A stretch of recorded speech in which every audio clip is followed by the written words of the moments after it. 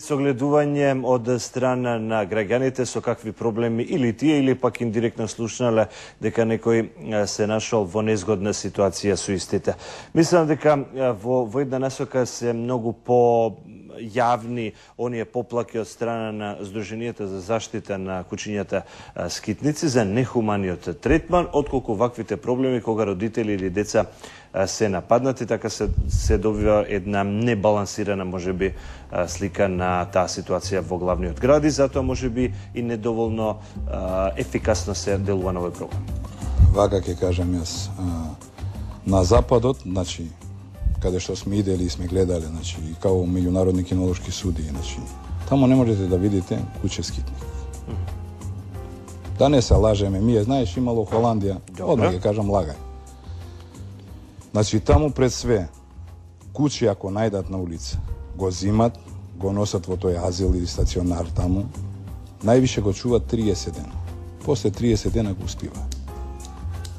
Што е тогаш тука контрадикторно, истото тоа да се па овде е контрадикторно што правиме ние сами грешки, значи ќе го однесеме во стационарот, ќе го кастрират и го враќаат на она место каде што треба. Да, меѓутоа зошто се разликува таа процедура? Зошто не се примени таа што е од не конкретно Холандија, претпоставувам истата се примени. Било каде во Европа тоа се дешава. Меѓутоа овде кај нас се дига фама непотребна, значи непотребна. Ние знаеме само да критикуваме, не знаеме ние добро да направиме секој што овој вака, овој така, овој така.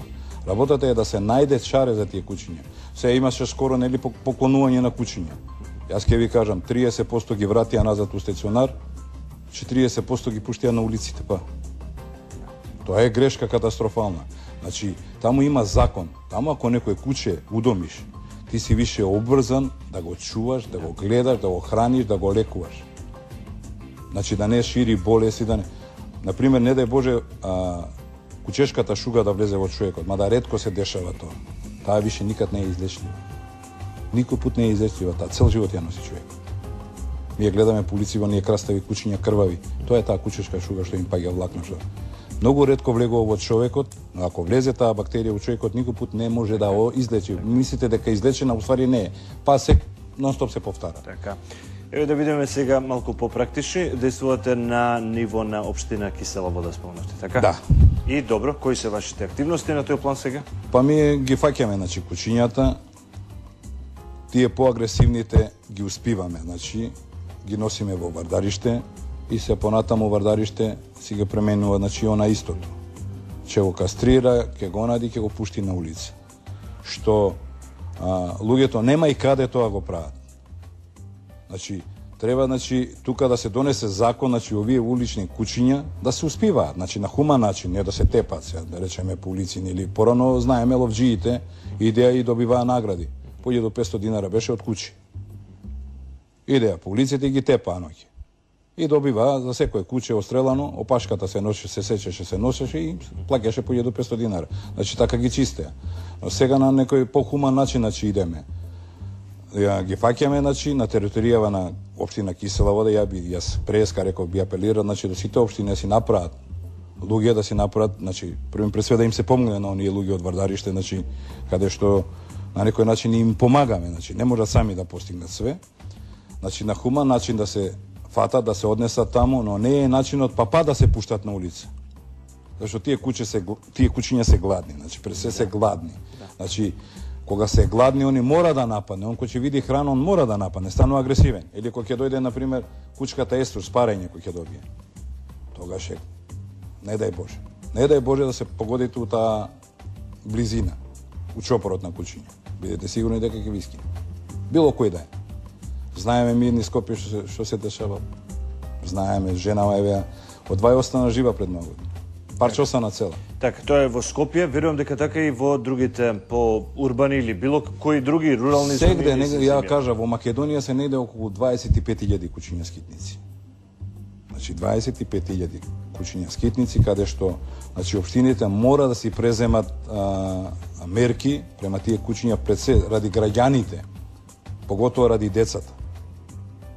Зашто дете у моментот не знае страх ќе виде кучи ќе се пушти, меѓутоа кога се пуштат тие кучиња на кај него, со него е више крајот. Тој цел живот има страв, внесува у него стравот и тука е нема лек тука. Така, добро, спомнавте дека како е тоа регулирано во некои западноевропски земји, но што е со оној аспект каде се јавуваат невладините организации за заштита на правата на животните, каде што може се разбира дека и тука има доволно простор за дебата, пак повторно се постава прашањето кој го има тоа право да одземе живот на едно живо суштество. Нема, односно, тоа треба ипак да се донесе со закон. Значи, ниедно живо суштество, значи немаме право никој да му го земе животот. Но во момент доаѓа, на пример, кога такви кучиња агресивни, лоши, кои напаѓаат, кои, значи, не ви останува ништо друго, или да се браните, или поготово луѓе што идат да ги фаќаат на некој начин и да може и да се деси и да го упукат, да го убијат. Зашто мора да се одбрани. Меѓутоа, кај нас во Скопје, односно во Македонија, треба да се донесе закон, значи, самата држава да донесе закон за таквите кучиња се чистат. И тука јас не гледам невладиниве организации да прават фама и да дигат паника. Јас кажав преска, кај се они да искочат сега, например, јавно, да кажат, извинете, се деси тоа, кучето нападна, не е битно дали ќе остане жива или не, или со последици, или трајни последици. Ми е лесно е да критикувам, јас кажав. Меѓутоа, например, на Запад како се дешава? У Америка што се дешава? У Америка, например, искачаат концерт прават. Се собират 5 звезди, прават концерт, бара некое здружение заштита на животните толку пари, они прават концерт, значи ги прават тие пари, ги наменуваат за храна за цела година, значи. И тие пари се трошат наменски само за тоа. Ми овдека зимаат пари, а ништо не прават. Бараат донации од сите страни, а ништо не е направено. Зашто онда, ако веќе така, тие невладини организации не направат стационари, не направат азили, значи да се прибират тие кучиња, па нека прават после преку звездиве наши, што се вика хумани концерти и така натаму, па да се обстане со храна, со... Лесно е, однеси го у Вардариште, скастрио, пушти го на па исто. Да не останува само на апели или на зборови.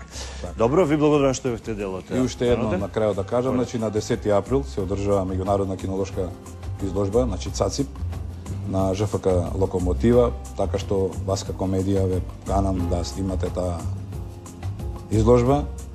Таа изложба е, значи, на меѓународно ниво, дозволена од Меѓународната кинолошка федерација ЕФЦИ, каде што ќе бидат странски судии и некои млади наши судии меѓународни кои станаа. Одлично, ќе се бираат по категорија? Да, меѓународни, односно сите расови на кучиња кои се признати од ЕФЦИ со педигре, значи, расови на кучиња. Одлично, ќе го покриеме тоа, ќе ни биде задоволство. Александар Јаневски од Кинолошко друштво Скопје.